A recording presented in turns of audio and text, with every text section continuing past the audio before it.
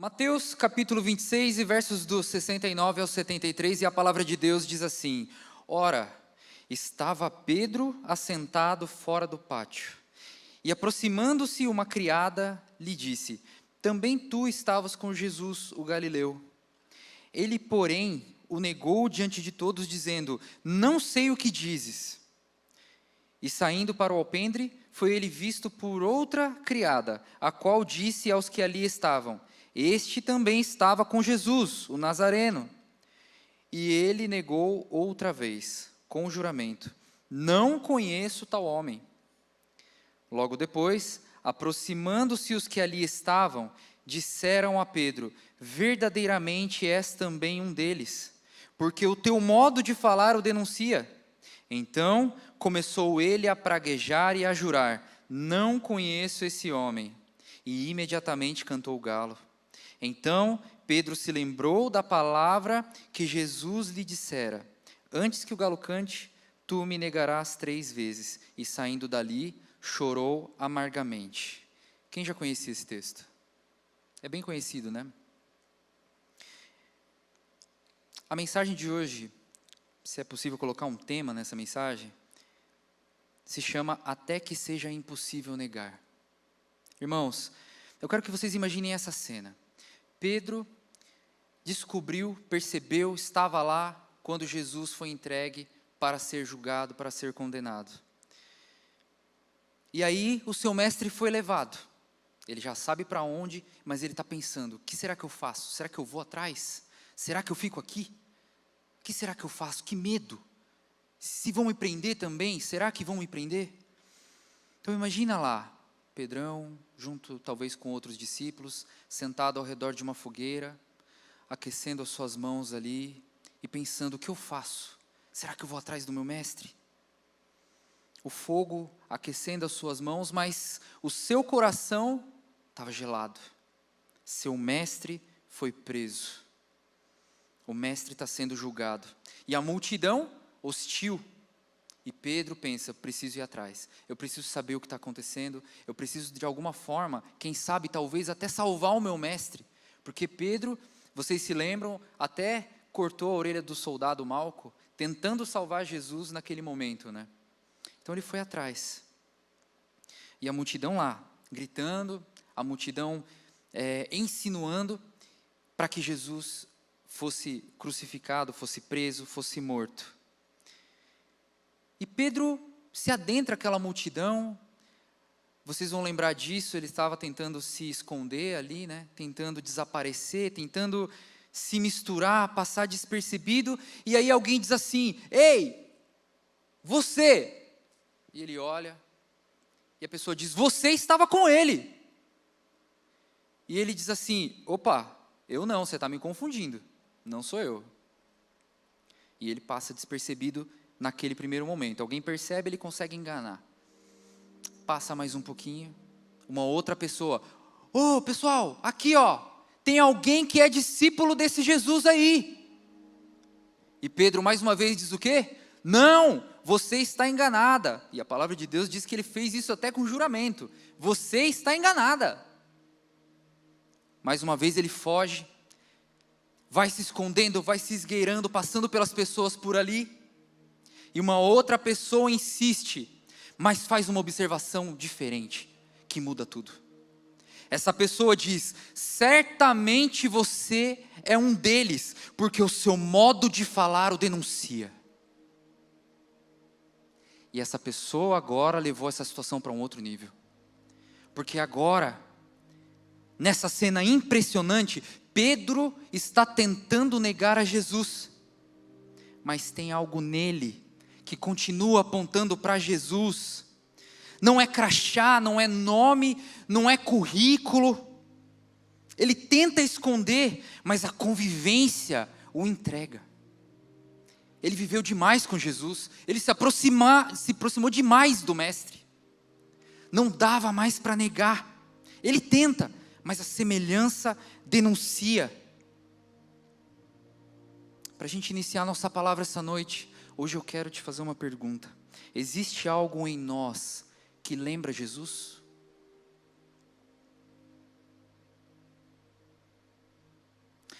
Sabe, irmãos, o projeto de Deus, sempre, desde o começo, foi nos tornar parecidos com Jesus. Sempre foi.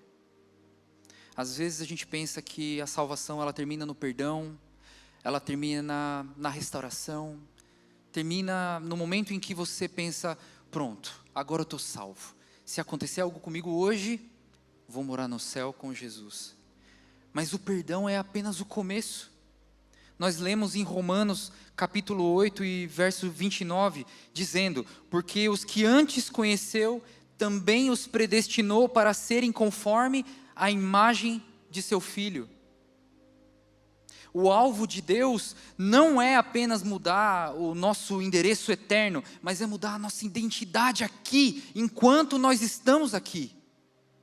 Gálatas, capítulo 4, verso 19 diz, é bom ser sempre zeloso pelo bem, e não apenas quando estou presente convosco. Isso é Paulo orientando aos Gálatas, versículo 18. E no 19 ele diz, meus filhos, por quem de novo sofro as dores de parto, até ser Cristo formado em vós. Até que Cristo seja formado em vós. Essa é uma das frases mais poderosas do Novo Testamento. Até Cristo ser formado em nós. Ele nos resgatou do pecado, Ele nos resgatou da vida que nós levávamos antes, para que Cristo fosse formado em nós. Nós pensamos em última instância, é para a nossa salvação, é para o perdão de pecados, é para que a nossa vida seja transformada apenas, e eu pare de roubar, e eu pare de mentir. Mas Ele tem um plano maior para você e para mim, e o plano dele é que sejamos cada vez mais parecidos com Ele. Cada vez mais parecidos com Jesus. E ele diz que Cristo seja formado em nós, não apenas Cristo ao nosso lado, não apenas Cristo por nós, Cristo em nós. E isso faz toda a diferença. Cristo tomando forma em nós, Cristo aparecendo através de nós. E quando isso acontece, meus irmãos, Atos capítulo 11 e verso 26 se torna realidade. Em Antioquia, os discípulos foram chamados cristãos pela primeira vez. Sabe, não foram eles que se autodenominaram cristãos. A palavra cristão significa pequeno Cristo. Discípulos de Cristo. Mas não foram os próprios discípulos que se auto-intitularam cristãos. Foram os outros de fora. Ei, aquele cara fala como Jesus. Aquele cara anda como Jesus, aquele cara se veste como Jesus, aquele cara pensa como Jesus, age como Jesus, se move como Jesus. Aquele cara é um cristão. Cristão? É, cristão, discípulo de Cristo. Mas não é porque se autodenomina cristão, é porque se parece tanto com Jesus, que não tem como desassociar, não tem como chamar de outro nome. Naquele texto de Atos, o mundo olhou para eles e disse, eles nos lembram Jesus. Meus irmãos, a presença de Jesus sempre deixa marcas. Não importa onde Ele esteja, Ele sempre vai deixar marcas. E ainda mais na nossa vida. Sempre deixa marcas. Atos capítulo 4, verso 13 diz assim, reconheceram que haviam eles estado com Jesus. Olha só, estavam lá os discípulos e eles estavam sendo interrogados. Eles estavam ali para serem julgados. Se de alguma forma fosse possível condená-los, ali seria feito. E durante o discurso, enquanto eles diziam o porquê eles criam daquela forma, qual era a razão da sua fé, o porquê eles estavam sendo presos ali, que era de uma forma injusta, mas o motivo, a razão da sua fé, a palavra de Deus diz, reconheceram que haviam eles estado com Jesus. Irmãos, o Sinédrio, que era quem estava ali julgando, não reconheceu diploma, CPF, RG, carteirinha do clube, eu sou do clube de Jesus. Não foi isso que eles reconheceram. Eles não reconheceram posição, não reconheceram influência, eles reconheceram a presença. A presença que ainda estava com eles. a presença que os transformou, a presença que os tirou de meros pescadores para filhos, para discípulos, para herdeiros. Eles haviam estado com Jesus e aqueles homens sabiam disso. E apesar de não reconhecerem Jesus como Senhor e Salvador das suas vidas, eles reconheciam: esses homens estiveram com Jesus. Irmãos, quem esteve com Jesus muda. Quem está com Jesus é transformado. Não é possível estar no mesmo ambiente de Jesus e não ter a sua vida transformada, e não ter a sua vida totalmente mudada. Não é possível. Moisés passou tanto tempo na presença de Deus que o seu rosto resplandecia. Quando ele desceu do monte, ele não percebia isso, mas quem estava ao redor viu a glória de Deus no seu rosto que resplandecia. A presença de Deus sempre deixa evidências. Você já deve ter visto, conhecido, conhece alguém que conheceu Jesus de verdade. Essa pessoa teve sua vida transformada. Eu sei que aí talvez você já está lembrando de alguém. Alguém que de repente era explosivo e agora é manso. Alguém talvez egoísta e que hoje serve as pessoas, como nós vimos aqui os irmãos servindo nessa casa. Talvez alguém que era dominado pelo ódio e que hoje libera perdão com mais facilidade. Talvez era alguém que era vazio e hoje transborda esperança. Isso é a presença. É a presença deixando marcas na vida das pessoas. Só o contato e a presença e o convívio com Jesus é capaz de gerar esse nível de mudança em mim e em você. Se nós estivermos na presença de Jesus constantemente, as pessoas ao nosso redor vão começar a perceber alguma diferença. E elas vão perguntar para mim, para você: escuta, mas por que você está tão diferente? Mas você, olha só, a pessoa está te humilhando, ou está te enganando, ou a pessoa te xingou, falou mal de você, e você não está revidando? O que aconteceu com você? Quem sabe, talvez eu e você vamos poder olhar para essa pessoa e dizer: escuta, pera, você está me procurando no meu passado, eu não estou mais lá. Minha vida foi entregue a Jesus, e a partir de agora, me reconheça pelo meu novo nome, cristão. Repare na minha vida, comece a olhar os meus movimentos, as minhas atitudes, as minhas falas, e perceba como eu pareço com o meu mestre. Não porque eu sou orgulhoso, mas porque Ele me transformou. Essa é a nossa esperança, que a gente possa seguir num caminho como esse. Porque ninguém passa tempo suficiente com Jesus e permanece igual. Ninguém. É impossível. Irmãos, você se torna parecido com aquilo que você contempla. Já ouviram uma frase parecida com essa? Tudo aquilo que você foca, cresce. Tudo aquilo que você dá mais atenção, toma mais espaço na sua vida. Você se torna parecido com aquilo que você contempla. 2 Coríntios, capítulo 3, verso 18 diz: nós somos transformados de glória em glória na mesma imagem. Quanto mais nós contemplamos Cristo, mais parecidos com Cristo nós nos tornamos. E esse é o segredo. Contemplar a imagem, a presença, a pessoa de Cristo constantemente. A transformação, queridos, talvez alguém até tenha aparência de transformação, mas de verdade, ela não acontece só porque alguém quer, pela obrigação, por acidente. Ela acontece pela contemplação, pela proximidade, pela intimidade. Porque no fim você se parece com aquilo que você admira. É sempre assim, não é? Talvez agora você está pensando: puxa, o que eu admiro? E com quem eu me pareço? Você se parece com aquilo que admira.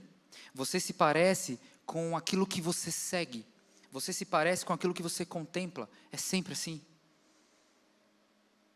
E foi por isso que Pedro foi reconhecido aquela noite. Não foi porque ele falou que era discípulo de Jesus. Não foi porque ele tinha alguma posição dentre aqueles homens. Ele foi reconhecido porque ele passou tanto tempo com Jesus. 3 anos com Jesus. Vendo Jesus amar. Vendo Jesus perdoar. Vendo Jesus servir. Vendo Jesus chorar. Jesus tocar leprosos sem medo, com amor para curar. 3 anos vendo Jesus acolher os rejeitados, os últimos, aqueles que não eram. 3 anos vendo Jesus obedecer ao Pai, sempre, de forma inegociável, em primeiro lugar. E talvez, sem perceber, 3 anos sendo moldado. Para que naquele momento alguém olhasse para ele, de forma convicta, e dissesse: ei você aí, você é discípulo dele. Não sou, é sim. Pelo seu comportamento eu percebo, pelo jeito que você fala eu percebo, pela forma como você se veste eu percebo. Pelo seu jeito de andar, você anda igual ele, você tem o cheiro dele, eu reconheço ele em você. Quando eu olho para você eu não consigo ver outro, eu vejo ele. Talvez seja isso que significa morrer para si mesmo e viver para Cristo, aquilo que tanto a palavra de Deus nos orienta. Talvez seja isso. Ele viu por 3 anos Jesus caminhando, e caminhou com ele por 3 anos, e no final, foi totalmente moldado. Esse deve ser o nosso desejo, de nos aproximar cada vez mais de Jesus, cada vez mais da sua presença e da sua pessoa, da sua figura, para que tudo aquilo que ele viveu, tudo aquilo que ele ensinou, tudo aquilo que ele transbordou e ficou registrado, para que tudo aquilo entre no nosso ser e transforme a gente de dentro para fora, para que nós sejamos como seus discípulos, que por onde andavam eram reconhecidos como cristãos. Eu sonho com esse momento em que nós vamos entrar numa loja e a pessoa vai olhar para a gente e vai dizer: cara, tem alguma coisa estranha com essa pessoa, eu não sei o que é. Eu não sei o que é, mas tem algo com essa pessoa. Tá, mas o que é? Não sei, tem alguma coisa com essa pessoa. E aquela pessoa não está reconhecendo, mas é algo familiar. Talvez quando ela era criança, ela foi na igreja com a avó, com a mãe, e ela ouviu falar de um Jesus, e ela nem está se ligando, mas ela está reconhecendo Jesus em mim e em você, quando você pisar naquela loja. A presença de Jesus transforma o lugar. Eu sonho com esse dia em que nós vamos entrar num local, e alguém vai dizer: epá, alguma coisa mudou aqui. Talvez a pessoa nem viu você entrar, mas ela vai dizer: alguma coisa mudou. O que aconteceu? Não sei, o ambiente está diferente. Alguma coisa mudou nesse lugar. Eu sonho com esse dia. Eu sonho com o dia em que você vai estar falando com uma pessoa e essa pessoa vai dizer: cara, eu não sei porquê, mas eu me abro tão fácil com você. Uma paz quando eu falo com você. Quem vive isso aqui já? Eu sei que vocês já vivem isso. Eu sonho com um dia que essa igreja vai viver isso. Que as pessoas olham e falam: cara, não sei, eu gosto de você de graça, tem uma luz em você, alguma coisa em você que eu não sei explicar. Alguém vive isso também, né? Eu sei. O Espírito Santo que habita em nós, ele dá declaração a respeito do Cristo que nós cremos. E a transformação que acontece de dentro para fora, por meio da nossa fé em Jesus e por meio do Espírito Santo que nos molda, faz com que nós espelhemos a imagem de Cristo aqui nessa terra. Porque se Ele foi, mas disse que estaria conosco todos os dias até a consumação do século, só pode ser dessa forma: Cristo em nós. É vivermos Cristo, é sermos Cristo, é estarmos Cristo, é falarmos Cristo, é vivermos Cristo. Eu quero contar para vocês um testemunho que eu ouvi há algum tempo atrás, de alguém que entendeu o que é, de fato, ter a vida transformada por Jesus. Um rapaz no Rio de Janeiro sentiu o chamado de entrar em boates para resgatar pessoas que estavam em situação de prostituição, em situação de homossexualismo e tal. E ele fez isso, falou com o seu pastor, o pastor autorizou. Inclusive, depois de um tempo, até outros jovens daquela igreja começaram a ir com ele, entenderam a missão, quiseram participar e começaram a ir com ele. E naquela noite, uma noite como qualquer outra, uma noite de balada, eles decidiram ir para aquela boate. Cada um foi para um lado, né? O combinado deles era que eles iam conversar só no dia seguinte, para contar os testemunhos, contar o que Deus fez. E esse jovem entrou naquele lugar e começou a orar: Senhor, mostra para mim, mostra com quem eu tenho que falar, Senhor, mostra para mim. E aí, de repente, parece que, de uma forma mágica, alguém lá no fundo acendeu, brilhou. Ele falou: já sei, tenho que falar com aquela pessoa. E se aproximando, ele começou a perceber um pouco mais de detalhe. Era um rapaz com o cabelo comprido, com roupas de mulher, batom, mas com aparência triste, triste. E ele se aproximou daquele rapaz e falou: oi, boa noite. E o rapaz já olhou para ele como quem disse assim: o que foi, né?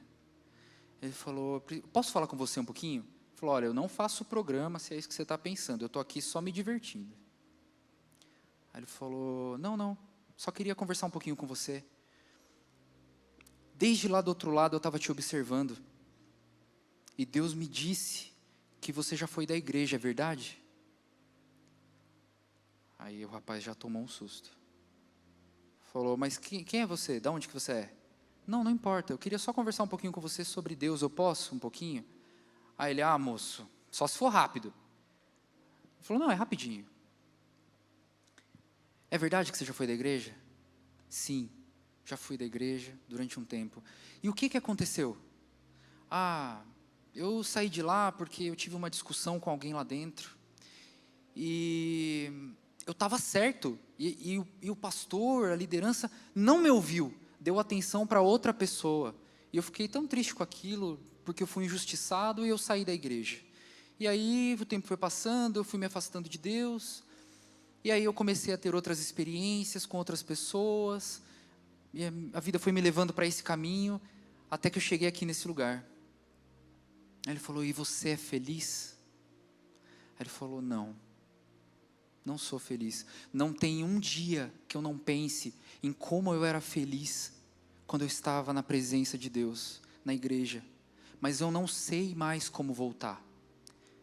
Pastor, se eu aparecer assim na igreja, será que vão me receber? E aquele pastor falou, pensou consigo, né? Eu também não sei.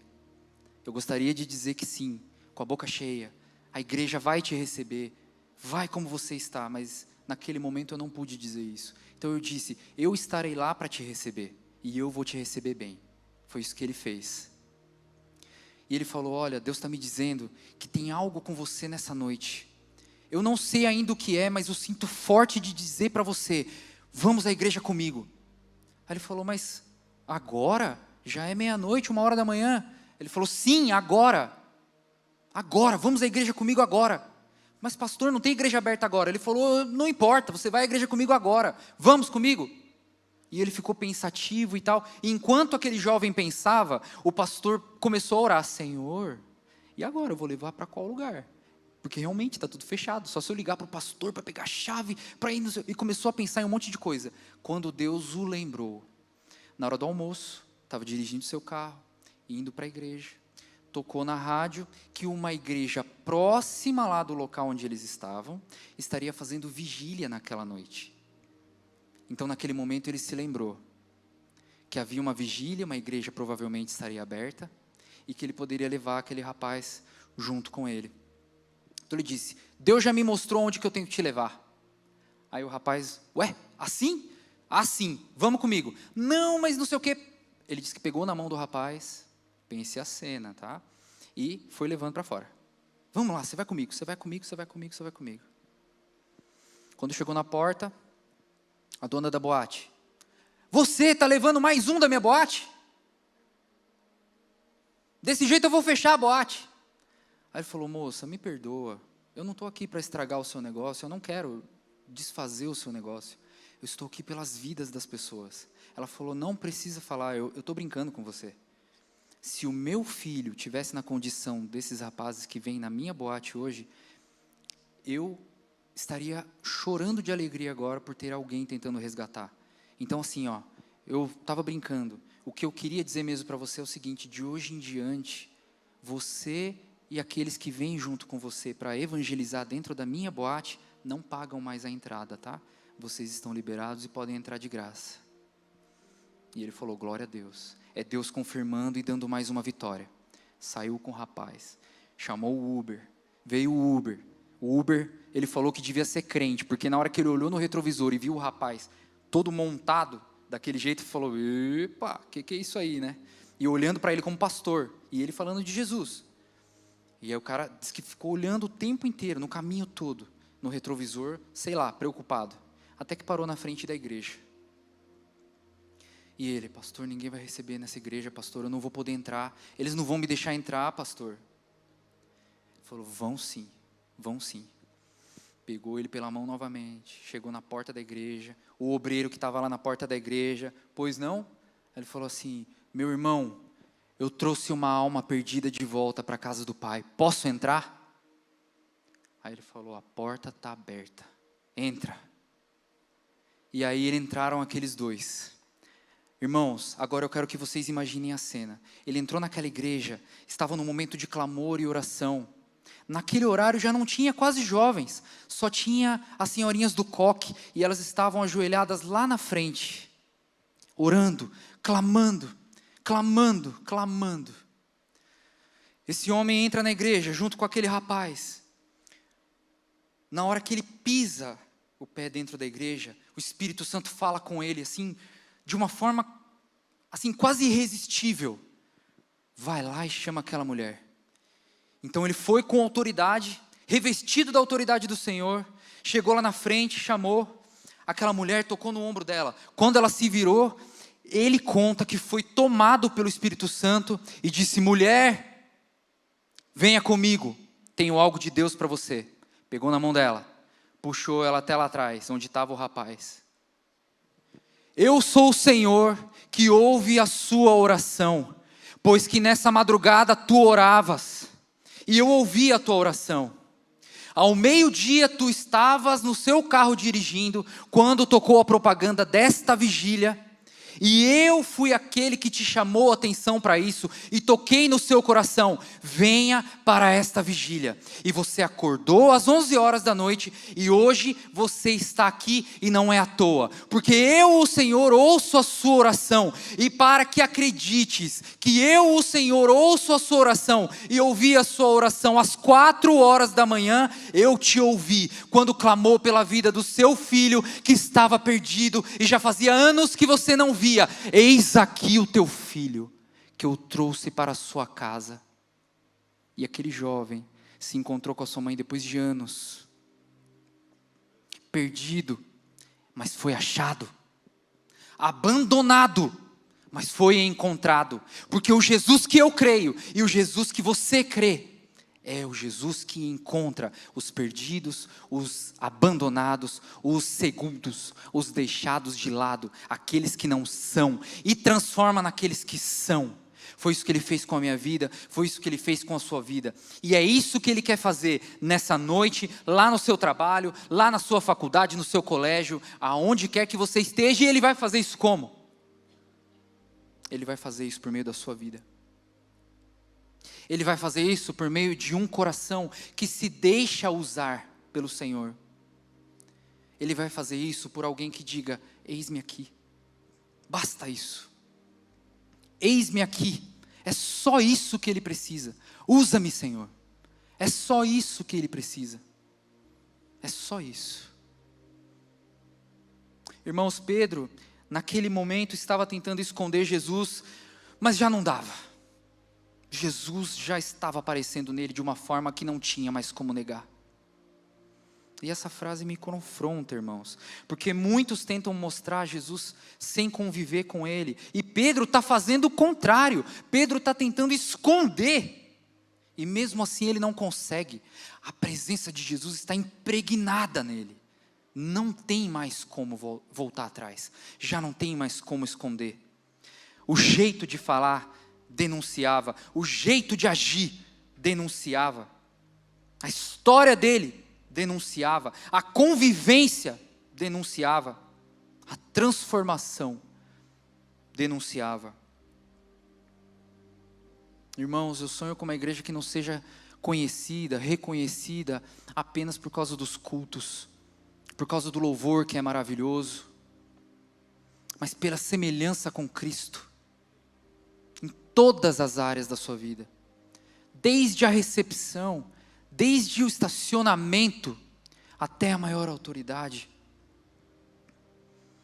pela semelhança com Cristo, uma igreja que ame como Cristo, que sirva como Cristo, uma igreja que perdoe como Cristo, que chore como Cristo, que acolha como aquele rapaz acolheu o jovem, como Cristo, que viva como Cristo. Alguém poderia perguntar: você morreria por Jesus? E talvez sua resposta pronta seria sim. Mas aí uma segunda pergunta poderia ser: você viveria por Jesus? Gastaria sua vida, todos os minutos, cada respirar, cada batida do seu coração, por Jesus? Eu sonho com uma igreja que entre num ambiente e carregue a presença de Deus, uma igreja que não precisa dizer quem segue, porque qualquer pessoa que olhar já vai perceber imediatamente: seguimos a Jesus. Eu sonho ser o pai que os nossos filhos percebam, carrega a presença de Jesus. Eu sonho ser o filho, percebendo no meu pai, carrega a presença de Jesus. Que os nossos amigos percebam a presença em nós, que os nossos colegas percebam, que a nossa cidade perceba, que o mundo perceba: nós somos a arca, nós carregamos a presença, Ele se fez presente em nós. E que um dia alguém olhe para nós e diga: olha, eu não sei explicar, mas esse homem esteve com Jesus, essa mulher esteve com Jesus.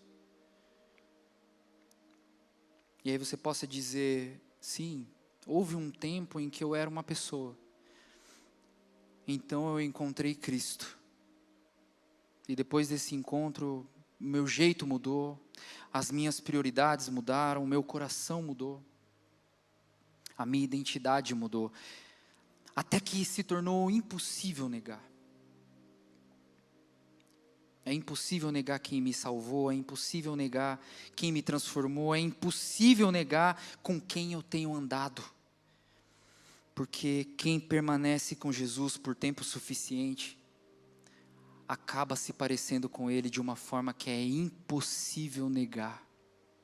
E essa é a minha oração nessa noite.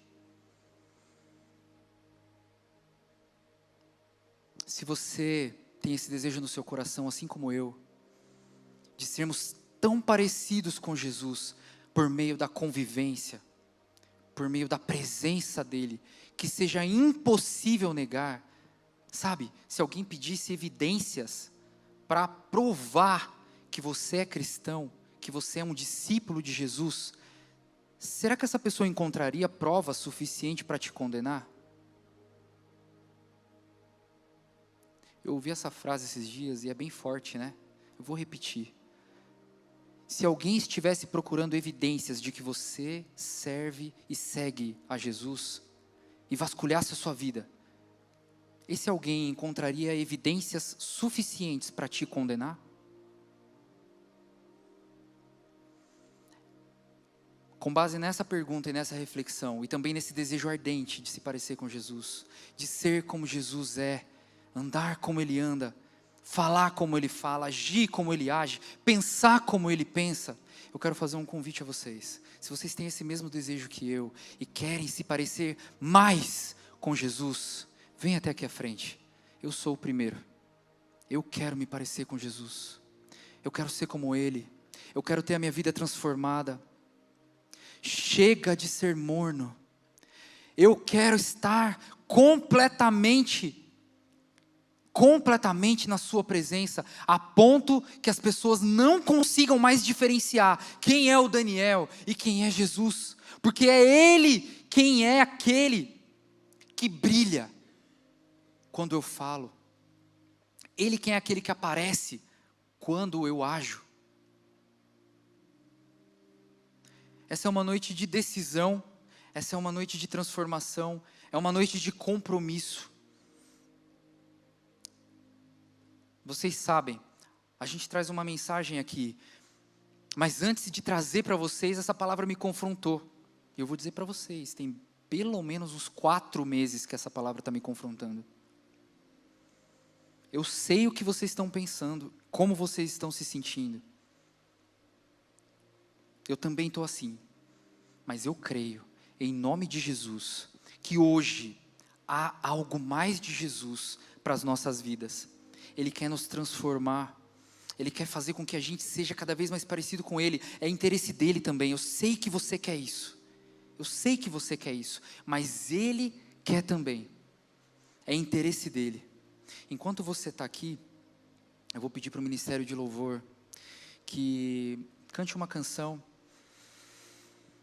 que essa música possa nortear a nossa oração, possa nortear os nossos pensamentos nesse momento, e o nosso interesse em se parecer cada vez mais com Jesus. Eu não quero que você saia daqui com o coração pesado, porque Ele tem mais para você. Ele tem mais para você. Aquilo que você está desejando, se parecer mais com Jesus, Ele é o primeiro interessado. Ele é o primeiro que quer essa transformação no seu coração. Então eu não quero que você saia com o coração pesado. Eu não quero que você saia com o coração pesado. Eu quero que você saia daqui sabendo que Ele pode promover essa mudança no seu coração. Ele pode fazer com que isso aconteça. Basta que você se entregue e permita que isso aconteça na sua vida.